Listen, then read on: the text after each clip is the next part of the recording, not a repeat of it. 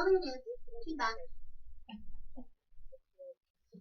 custom-made shadow boxes for veterans using their awards and their decorations. These shadow boxes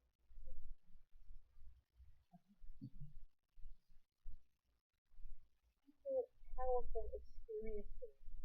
And as if that's not enough, this organization also provides to all resources somebody might need to help them return to life so they can make a continued significant meaningful contribution to the community. You gotta look them up. VeteransPride.org. Find them, use them, donate to them.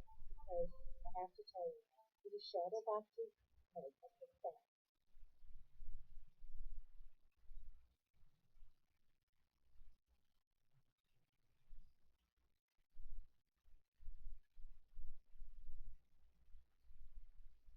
Hello, and welcome to the Dr. Elisa Show here on KUHS The Stream.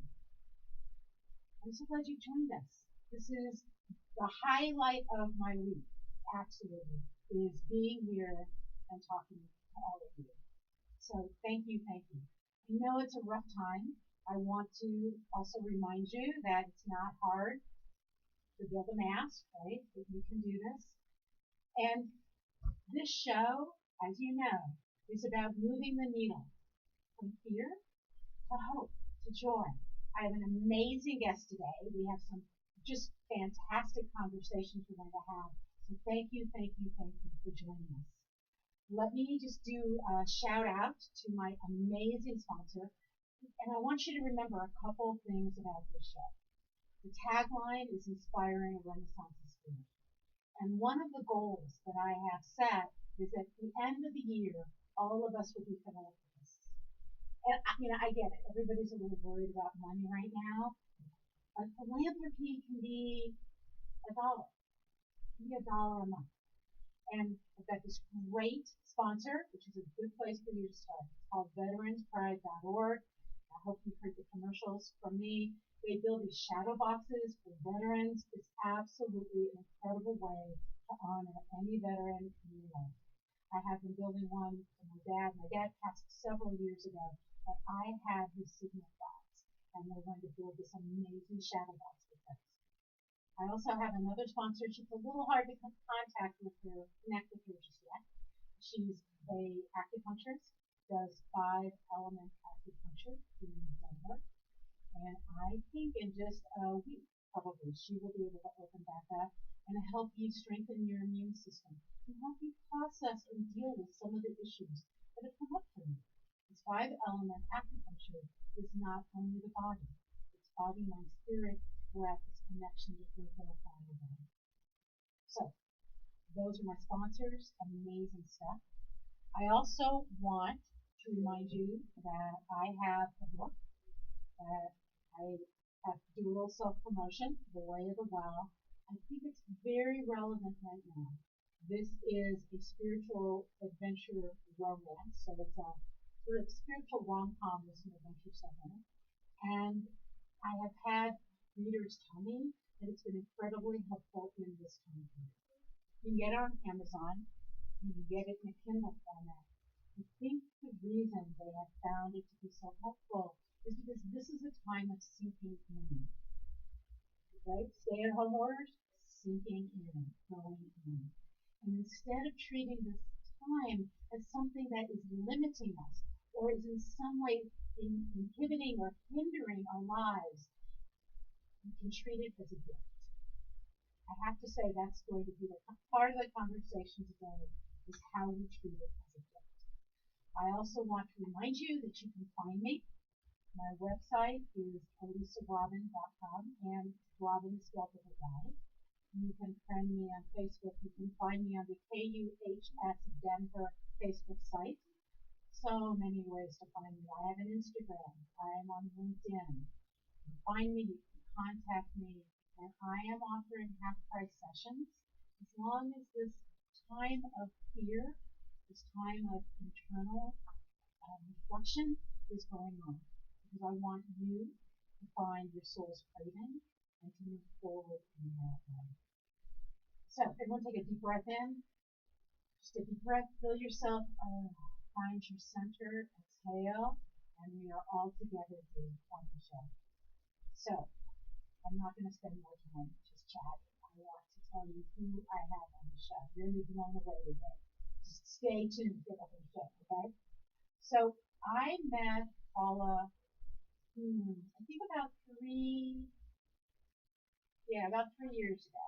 My husband and my mother had passed away 2 months ago, and I felt the need to talk to someone who didn't know me, but who could get in touch with my experience. And I followed through sort of a series of lovely synchronicity events, and we connected, and she's marvelous. She has followed the path of her mother's intuitive lineage.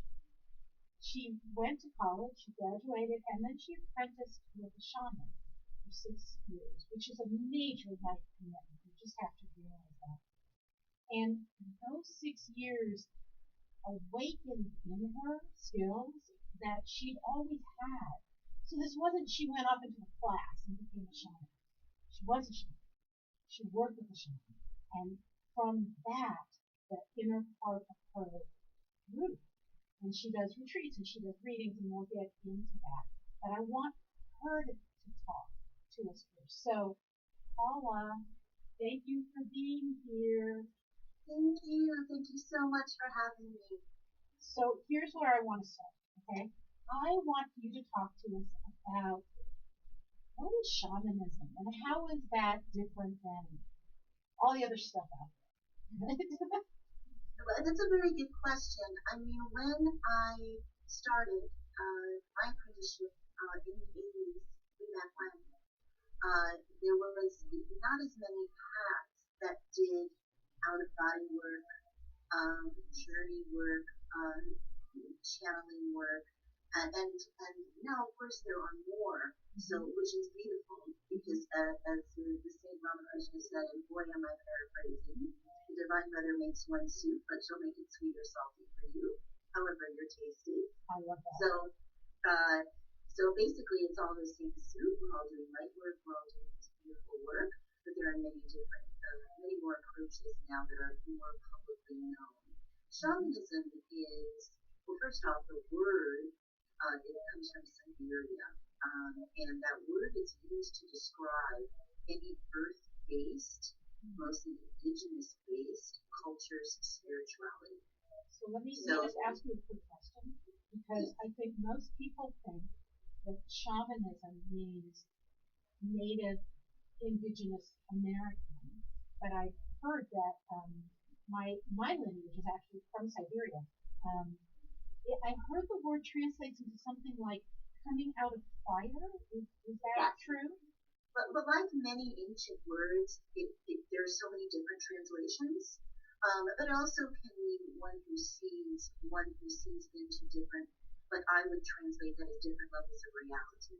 Who can pierce the veil, so to speak, who can travel into what is called, and every different indigenous culture would have a different word for this, but into what is called the sacred dream, which is a different level of reality, where you can go for healing, you can go for knowledge, enlightenment, to refine your skills, to heal your physical body.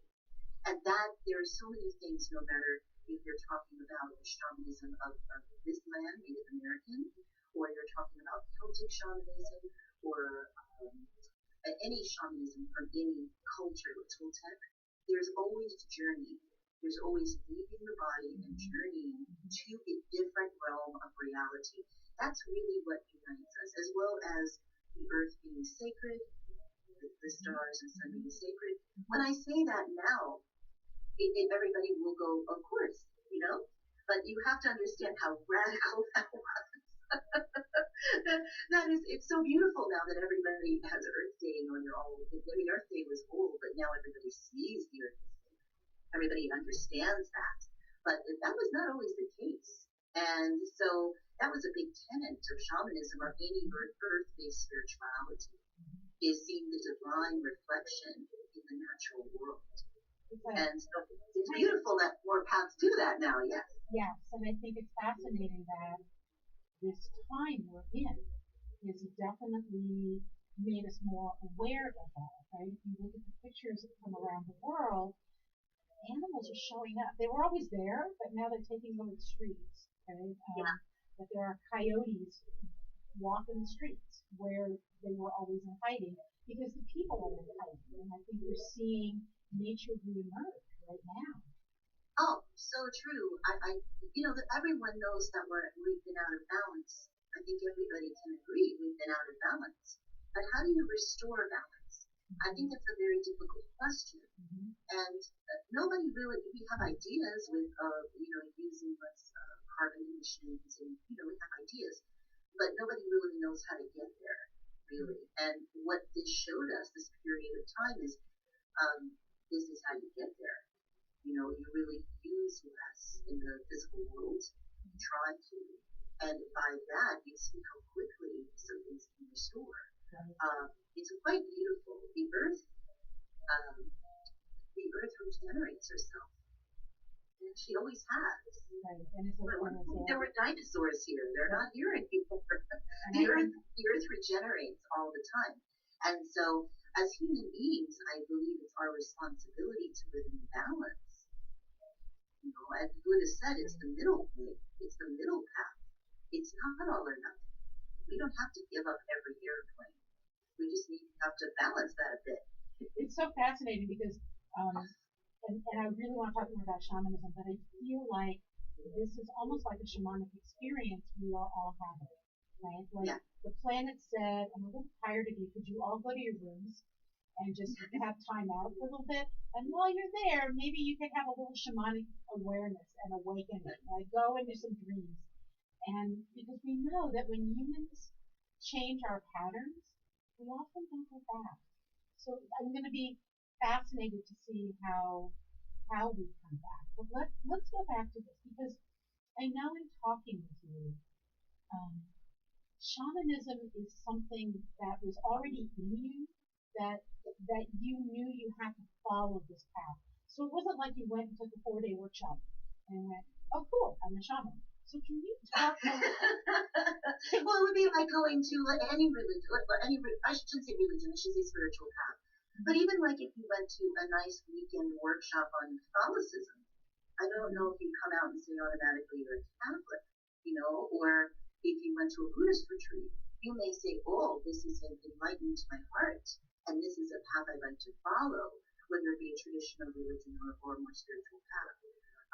But with shamanism, it's very interesting because everybody has an opinion. There really isn't one criteria across the board. I can tell you, though, that people who are on this path in their life, they had experiences as children. And what happened was the experiences they had as children, when they read about shamanism, they went, oh, that's what I am. It kind of went that way for them. So, and it certainly did for me. It certainly did for me. And honestly, my first wake up was reading Crow's Castaneda at 17. And I think that book transformed a lot of people's thinking. But right, but transforming our thinking is not the same as making a 6-year commitment to be an apprentice. Right? So I think there was something different also in you. I'm getting used to the format. Sorry. I totally agree. There should be in everyone's spiritual calling in path a wake up call. When you read something, or you go to a lecture, or you have an experience, and that is the call to say, pursue more. Just more. And then you trust your intuition and your discernment as to who to do that with, or what materials to read, and you're on a path. And it's a beautiful path. No matter which path you choose, it's a beautiful path. And the path is overall life, but of course it is that spiritual context as well. It's very, very, everyone should see this as not so much pressure and more of the beauty of the journey. So it's the journey itself. Here's what I love. So I love everything you're saying. And we do this when we talk. We both want to, because we both get so excited when we're talking together. what I'd love to ask you about is so, and I think I've asked you this before. When when people hear shamanism, often they think, oh, power animal, right? Right. But there's so much more. So could you maybe go? So you talked about the dream time, right? This sort of alternate reality. Um, what are the other elements that you would say make shamanism unique, or that are the elements that called to you when you realized this was your path? Oh, well, as a child, and I mean very, very young, I could see energy coming up off the earth. I could see the energy coming off of the ocean. And it looks like little waves, like heat off a stove. Maybe. Um, and so I understood without being able to put it into words, very young energy. And what energy was doing, holding us all, from everything from what we would call gravity, holding us all in place, to how it affected us physically, emotionally, and all these things. When I started to read about shamanism, I was like, yeah, that's right. That's what I see. It was like the kind of like that. As a child, I addressed the moon as grandmother. I would talk to the ocean as mother. I would make little offerings in the sand and give it to her, you know. So to me, it's putting that all together. Now, the other aspects of shamanism, other than the sacred dream, is finding that connection through the elements as I did as a child, is finding the treats about energy, the energy around us, the aura, if you wish to say it that way, and how energy really relates to everything on the planet. To me, that's a big aspect. Now, for me, there are shamans that, work with plant medicine. There are shamans that work more with astrology. There's many aspects to it. It's a broad word, basically. It's a broad word. But like I'm not a shaman that works with plant medicine per se. That is just, and I will tell people, oh, that's really not what I do. I have a foot in the sacred dream. I'm seeing non-ordinary reality a lot. Right. So, but like I said, it would be different types of teachers or whatever is calling to you. But I refer people to other teachers all the time for that. So let me ask you because so the work you did with me was reading. I'm going to say it, and you can correct my language. All right, that people from my lineage, people from my past who have died in the past, who showed up, who were able to talk to you, right, and talk through you.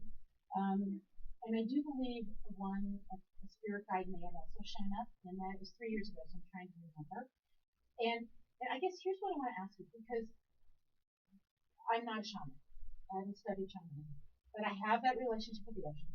And the thing that I never tell people that I'm going to say now on KUHS the stream and live radio, right, is that I can channel, and I do channel spirit guides, and I have channeled people who have passed. Because that is something that if I let myself do it, I can do it. I'm not a shaman. So I want to know though, like, how you develop that, and how you have found a way to use that to help people, right? Because or I can do it, or it can happen. You have refined it. You live that experience when you work with people. So can you talk a little more about that? So around it, I basically can, because of years of practice and needing to learn how to live in the physical world, can focus and basically see energy around people. Through the energy that I see around people, I get quiet, and then there's a telepathy aspect where the information, it becomes in my mind, and then be brave enough to speak it, and that's how it works. So it's basically the gift of being able to see energy that I've had since I'm young, and then a long process of being able to trust myself to be able to speak what I will see. the long process basically is just the self-trust, refining the skills, coming into the quiet. But I'm sure that other mediums, channelers, would say it the same way. I just always will talk about the word energy. And maybe they would use a different word for that. Like I said, it's all the same soup. So what you're doing is very similar to me. Basically, I call myself a shaman because it's the closest word I could ever find to match what I was doing. If you came into my class, it would be part lecture, but then we do a big dream time journey, which is a guided meditation that would hopefully get you into an altered state where information would come to you that your conscious mind would not be able to get in any other way. Okay? A shaman would think we're really leaving our bodies and going. And the more you practice this, the more you will feel that that place is just as real as the couch you're sitting on or the floor you're lying on. That would be a shaman tip. But either way it works. You're going to get information that will enhance your life. You see? So that is, am I making sense? No, you're making perfect. I just like I have 15 other questions I want to ask you. You're making perfect sense. And can you, without cutting you off, can you talk more? Because I don't think I've ever asked you this. What you studied with a shaman, you apprenticed for 6 years. So 7. Oh, 7. So clearly you can't tell me everything that happened, but can you tell me, like, what is that like? I guess I'm trying to get at the, sure, lots of people channel, but you are a shaman. And so what, what in... A shaman from Queens, a wacky shaman from Queens. Who's now in Denver. I love it. Right? Who went to New York University. That part of the shaman, too, is that I do have a Celtic lineage on my mother's side. The Robertson clan, one of the oldest clans in Scotland. I'm not saying that you need to have an indigenous tie to be a shaman, because we've had many lives. There are many people who think that, though. And there are many people who are really rather snobby about it. I'm not, because no matter who you are, no matter what you may identify with spiritually, no matter what, if you do this work, it will enhance that path. So can you talk a little bit about, like, the apprenticeship? I mean, were you learning rituals? And clearly, I know you can't tell me everything, but in general, and here's why I want to ask this. One, I want to know. But two, again, back to the beginning of our conversation, I think so many people think you go take a 6-week course, and this was a life commitment. Oh, yeah. Yeah, so can you just talk about this? From your meeting her. The life commitment. This is just, if you're a shaman, it's who you are. Basically, you're going to walk barefoot on the earth and say, hello, mother. You know what I'm saying? Nobody really told you to do that. You're going to look at the sky and feel these things. So I would say a shaman is who you are, and what the apprenticeship does is help you refine it and really use it in a way to help yourself and perhaps help others. But no matter what, live on the earth in more balance and be of help just through your energy evolving. No matter what, you will be of help to others just because your energy has begun to evolve. So, no, to say you're a shaman after a weekend workshop, like I said, that's just, like you're going to put it on your website and charge for a seminar or something. I've seen people do that before, and all I can say is I just trust the universe that will sort itself out. It's not, to be a shaman, it's not always a fun thing. Like any real spiritual path, there's dark nights of the soul. There's what we call a shaman death that you go through. There's, it's who you are, basically. But if someone came to my class and they did the Shaman Star year-long class with me, they will leave, hopefully, knowing themselves better, loving themselves better, and have refined their gifts, however they wish to use them. So you don't have to become a shaman to work with a shaman. It will help you no matter who you wish to evolve to be or who you're supposed to be. But now one workshop of anything I don't think would create an expertise in anything. Right. So, so somebody working with you, they may not work with you because they feel like they want to be a shaman, but working with a shaman would help anyone, right? So Oh it yeah, would help me go yeah, deeper into whatever my own spiritual path is and my own gifts. Is that what you're saying? absolutely. And I want people to know that, and certainly that's been the case. I've been teaching now. This will be the 10th round of Shaman Star. Um, and I've been offering changing personal history, which is spirit retrieval work. That's like a one-on-one class workshop for a very long time, most of my life. And um, not everybody leaves there going, oh, now I'm a shaman. They leave there going, I understand myself better. I've refined my gifts. I've learned some tools to help myself grow. And a teacher's role is to create a healer teacher, not to create a facsimile of herself. Mm-hmm. It's to allow that person to become who they're supposed to be. My goal always is a lot of people leave Star class and then they're going to take this other class and now they're becoming a therapist. Or it helped refine their active power in the world. It helped them discover who they are. I love that. That's the goal. Right. That's the goal. I Really. I, You need empowered people, shine it in their light. one of the reasons I love that is I've been in academics. I left my 25 years doing academics recently. And I often say to people, it does not matter what I'm teaching. What people really want to know is how do I live a good life? How do I find my true self?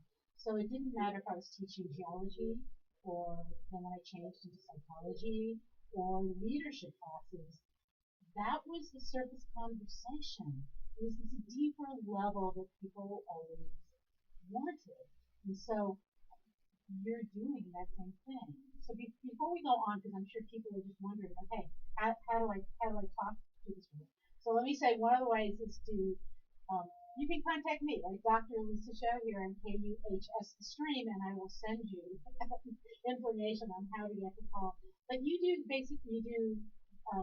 Shaman Star, is that correct? So people could go to Shaman Star, they can do a search on that. Shamanstar.org. Shamanstar.org, and you have classes, you have workshops, and then you do this individual one-on-one reading.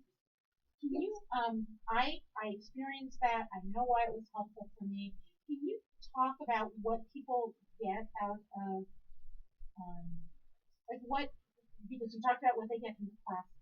You do the one-on-one, and what do you feel that, like, when would somebody come to you for a session like that, an individual session?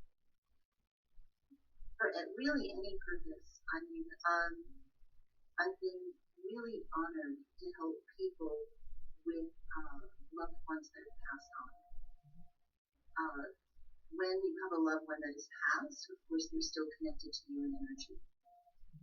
And by sitting with you and focusing on that energy, I can bring that essence in, and I can, through telepathy and a process that is, I'm not sure I can put into words, be a bridge of communication between yourself and that energy that, of course, still exists, that was in the body as your loved one. It's taught me what always lasts, which is your deepest beliefs you take with you, your deepest self you take with you. It's taught me so much. So it's been an honor. I've been doing that work, I would say 17 years. And so people come in for that, just for that session. And then, of course, people come in with different questions, wanting some guidance in their life. Basically, the future is filled with probabilities. Yes. Many different probabilities. My job is to show the best probability and offer guidance on how to get there. What wound may still be blocking you that you're not aware of? What obstacle that we can clear? Sometimes we just clear it in the session. If you leave thinking differently, you're creating a different reality for yourself. So it's not just, a psychic session. It's basically people sit down and they go, if I'm dating this man, what do you think? I can look at their energy and I can tell you all about it. Or a lot about it. A lot about it. And then you can make a decision. And then I can give you probabilities. Right. And many times, what will happen is the person will decide for themselves, what will serve me best? What will be the most loving thing to do? What will be the best outcome for both? But it's always like that. If I can give a quick story, I always say before the beginning of each session, my mother is so psychic she won the lottery, which is true. When I was 13 years old, my mother dreamed where the ticket was, what time of day to get it, and which ticket to buy. And she was amazing. Wow. Okay. And she won, I think it's about $20,000 in the 70s because she followed that guidance. She got into the car and went to the drugstore at 4 p.m. Wow. and drank coffee. Wow. So that's what I always say to people. You come to someone like me, I have insight. I can offer you that insight, but the future is up to you. Are you going to get in the car or not? She didn't have the future of winning the lottery. She had the future of seeing where the ticket was. Her free will won the lottery because she got into the car. You see? Yes. And I think it's important for every intuitive to start empowering the individual with their free will. That you are there for guidance, not to tell them what to do, not to say absolutely. You're there to say these are the probabilities. How can we create a situation that will make you happy, that will serve your peace and your well-being? Right. I remember you telling me that story. It's amazing. And I think those are some of the reasons you and I connect so well. When I look at a person's chart, I see their womb. I can look at past life, the skills they brought, but the skills they've overly relied on, and the potential that their soul's craving. What do you want to develop in this life? But then an astrological chart is not predictive. It's opportunities, it's energy, it's challenges, and then we have to make choices. We have free will, and how we act on that information is what creates our future. And I think that we share that in philosophy. I also think it's how people, because so many people know astrology, for example, as they just read a daily prediction, and that's not what astrology is. And it's probably similar to people who come to you who say, just tell me my power animal. As if that is going to, right? Like, okay, I mean, we could do that, but exactly what are you going to get out of that, right? That there's a deeper level that both of us take people to. Okay, now, I just have to ask you this question because I've asked you before, and you were like, yeah, the gold ticket in shamanism is everybody wants to know about their power. So talk to us about it. You have to do the meditation. It's really important because if I just tell you, it won't mean as much. Right, but tell us what a power animal really is, how people might use that information. Just talk about the notion of a power animal, okay? Okay. So every one of us has an instinctual nature. Okay? And the instinctual nature is how you relate in a primal level to the world. You know, like someone could say, fight or flight. How you just from birth really react to certain provocations. And what your power animal does is it becomes a reflection and a deep mirror of self-understanding. Right? That's the first aspect of it. Is by finding your animal, you now understand your instinctual nature. Like, so basically, I kind of steer people away to like the animal cards and stuff because that's someone else's interpretation of that animal. But after they do the meditation, they find their medicine or their animal. What I ask is that they study the animal themselves. You know, how does it live? Does it mate for life? Is it a Oh, wow. gatherer or is it a predator? What does it Wow. do? That's going to tell you a lot about who you are as a person. Is the same that we have in Shaman Star. True knowledge is the only of self is the only true power. Okay, because once Let's you know say that. yourself Say it again. True knowledge of self is the is only the true power. only true power. Okay. Everything else is borrowed. Once you know yourself, you make good decisions for yourself and the world. Once you start relating to your higher self, you make better decisions automatically. Better things are brought to you automatically. Okay? So the power animal is a necessary step in embracing the truth of your nature with unconditional love and who you are in situations that will benefit you. Then second, it becomes an ally in the sacred dream. Like you can go in meditation and sit with this animal and remember who you are and feel that power and connect with yourself really on an earth-based place. You see? I do. So what I love is this is a very different way than most people talk about the power of an animal. So let me ask you a question. Because I have done the meditation, but I've had many experiences, and I don't know how many I've shared with you. But is it possible? So I have done the meditation and done things that way. Is it also possible that the animal just comes to you in life and you have an experience? And can you have more than one? Those are two questions. One, can they come to you in life? And two, can you have more than one? Okay.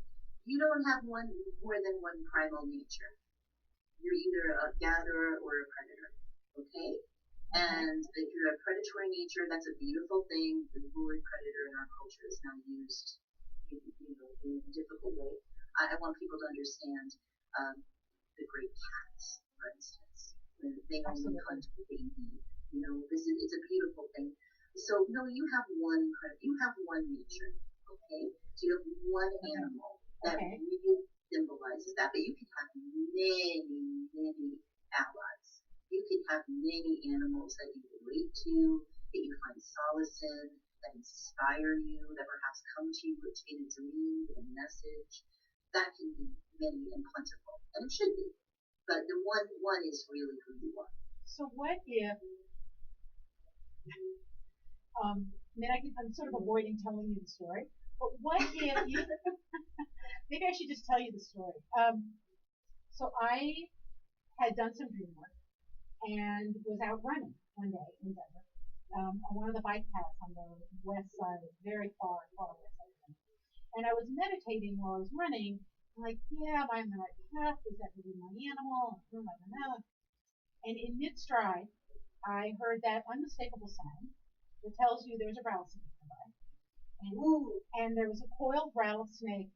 All of this happened in slow motion, right? I'm running. I look down between my legs. There's a coiled rattlesnake rattling. I take two of the longest steps I've ever taken in my entire life. Stop, turn around, maybe three, I don't know. Stop, turn around, and this rattlesnake is coming straight up out of its coil and is looking at me, flicking its tongue, and rattling.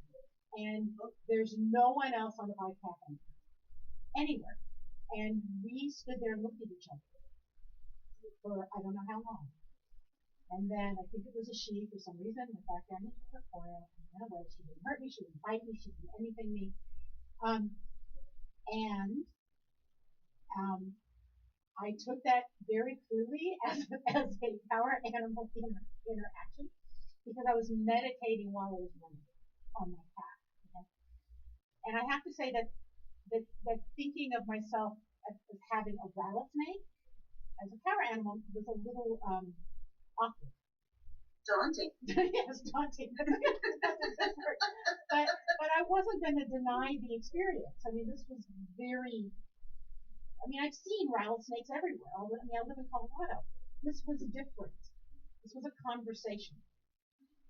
So what happens if you? And I'm not asking you to reflect on the experience, but what happens if you find yourself connected to an animal that you find a little daunting? That hanging out with them is a little less comfortable than, let's say, I got a koala bear, right? I always admire the people after the meditation because everybody wants a cute animal or when they identify with this powerful, like a hawk or an eagle or a wild cat, you know. And then you get one person who goes, I'm an alligator. I love it. I'm dealing with it. I'm just like, power to you, sister. So what I can tell you is, no, I would not say that that is your power. That is your intrinsic nature. I would not say that. I would say it was a messenger, and whatever you had been meditating on at that time, it was a sign related to that meditation. It was a sign about something that was going on in your life at the time, and what you were thinking about at that time. Okay. But yeah, I don't know. That would be very, very hard. You know, and mostly I believe to really get your animal, or you know, I think you need to be in a meditative state and go into the sacred dream and be guided. And then the animals that come up, sometimes yes, you could be doing this, absolutely, especially in Colorado, right? But by and large, when I see when there's interactions with people with powerful creatures of the natural world, what I would say is that that's a message for you. And that's up to you to discern that. Or at the time talk to somebody about it. Right. I mean, and it was quite a while ago, and it makes lovely sense. And I will just say in passing that the animal that did come to me when I was doing the dream work is equally as daunting. So I never get cuddly. And I'm not even going to tell you what that one is, but I'm going to say I do not get cuddly, ever. Well, you know, here's the thing. Do wild animals get cuddly? I mean, yes, maybe when they're young. I mean, we all have beautiful films of wild cats like tigers playing when they're young. But by and large, after that period's done, they're not cuddly. And mine's not cute either. Can I just say that? Yeah. Mine never even had a cute you. See, embracing that is a powerful thing. I always say to people in power and meditation that for some reason a black panther or jaguar, it seems to be very, I don't know, less sexy and a lot of people don't know. And so I'm just like saying, you could have it. But yeah, there's certain projections that people have of what they want. But you know it's real when people come out of the meditation very surprised. Like, which is what happened, which is definitely what happened to me. So if you're listening to us, this is the Dr. Lisa show on KUHS The Stream with the amazing shaman, Paula, who you can find at, let me say it right, shamanstar.org. And really, anyone can find you there for the readings, for the classes, for the workshops, right? Yes, and of course we had a big schedule that's been pulled back, and everything's evolving for this year. This star class was done so soon, which is kind of amazing. Meetings, but yeah, we're hopeful that we will be out there for summer solstice, if possible, and that's a beautiful free event that we will connect with on my Facebook page. I'm Paula Elizabeth on Facebook, and hopefully invite people too. So, but if we have to play it all night even this year, but hopefully there'll be some free offerings as well to have people to come and be able to. I think this is an amazing time where humans are learning that we never had control. We never had control, and we don't know. We can't. Right? I mean, most people plan summer vacations, and they assume they got a 90% chance of going. Right? But we just assume, yeah, this is going to happen. And it's amazing to be in this time where we have to say things like, I don't know. Maybe there'll be an event. Maybe there won't be an event. Who will I be when I get to the event? So I want to shift gears just a little, if you're okay with it, and because you talked about the moon as grandmother, and we just had a new moon yesterday, and I have to say I've been doing a lot of astrology on the show. All of you who've been listening in to the Dr. Lisa show here on KUHS know that we've been doing a little astrology this week, and the new moon was yesterday in Taurus, which meant it was conjunct. It was near, happened to be conjunct Uranus. It is, which is also near the sun right now. We also, it's square Saturn. It's squared, um, just Saturn right now. So just those two things, right, are sort of crazy. We know at a new moon the sun and the moon are linked up, and that we have to rely more on our intuition during a new moon, but that emotions can get very, very intense. So because this is also a Uranus conjunction, which is the rebel of the universe, I'm an Aquarius, I love Uranus. Saturn is in Aquarius. Paula, you're a Taurus, yes? Is that right? Yes. And so this is like your moon, right? So yeah, kind of. Kind of. So we all have this sort of feeling of constriction and wanting to break free. I think you do more things with the full moon, but can you talk about just like what you might suggest to people around doing with the new moon? Love that there's a correlation now where Denver is thinking we need to take our first steps in opening up. Yes. And there's a new moon. Because, of course, this new begins. Beautiful exercise on a new moon is to kind of create yourself a new calendar where every new moon begins a new cycle for you. And that you take the essence of the sign the moon is in, such as Taurus. Okay, what can I do during this new moon cycle to ground myself as we have a new beginning venturing out into the world in a different way? Taurus also, to me, is self-care. How can I nurture myself? Absolutely. What good foods can I feed myself? Am I getting enough sleep, enough water? And so with this new moon, I would make a list of the things that will empower me as we come out of this hibernation. What did I like about the hibernation time that I can include in to my regular life?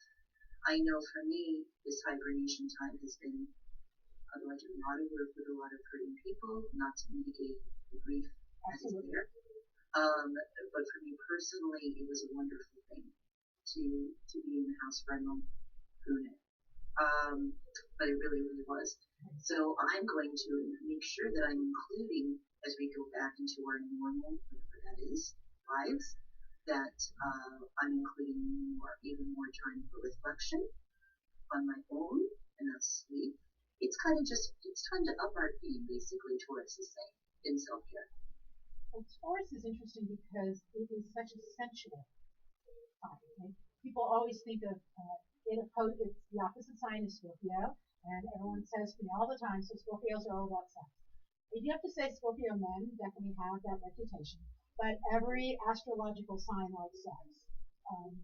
Right? Otherwise, the planet, all of our parents would be Scorpios. I mean, and they're not, right? So everybody engages in this activity, regardless of astrological sign.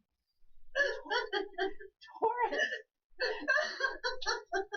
I love that. Just saying, right?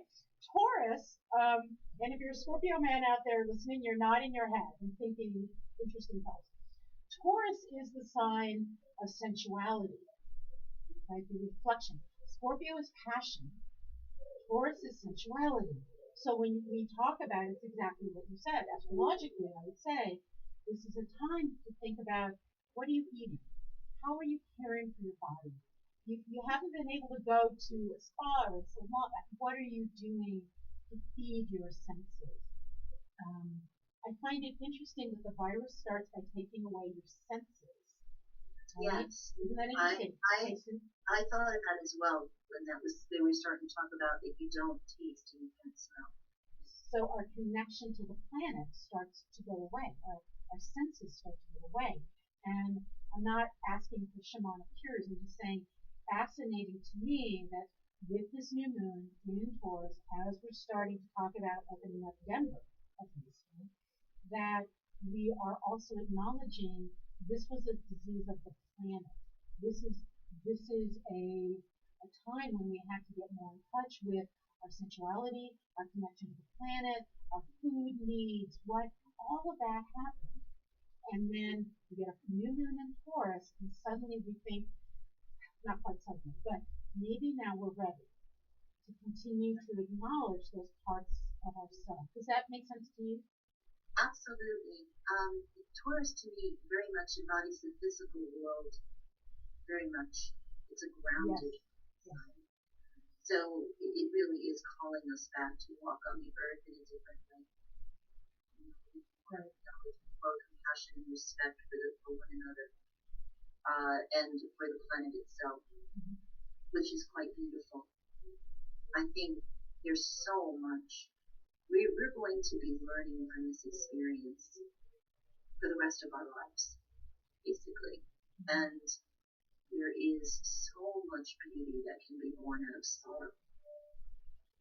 I know that people will find that. I think that's one of the things, and I'm sorry, I know we always talk over each other, but it's one of, I want to tell people it's a great reason to work with Paula, because we are all going through grief process right now.